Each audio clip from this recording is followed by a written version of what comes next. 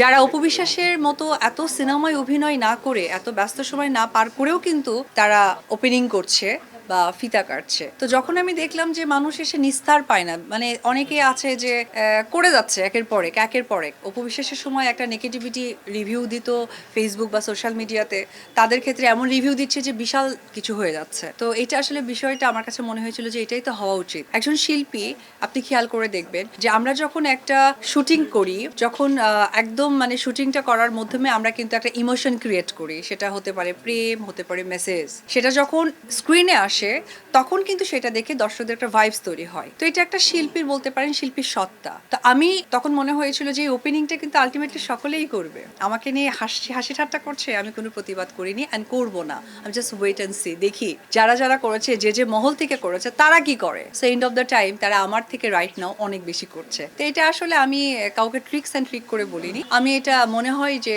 যারা যারা ভেবেছিল যে কখনোই ওপেনিং করবে না, ফিতা কাটবে না বা এই ধরনের ব্র্যান্ডিং এ যুক্ত হবে না, তাদের যখন সংখ্যা আমি দেখেছি বেশি এবং পারিশ্রমিক জায়গাটা কেউ তারা খুব স্বাভাবিকভাবে এসেছে, তখন মনে হয়েছিল যে আসলে এই জিনিসটাকে একটু মানুষকে সচেতন করে দেওয়া। That's it.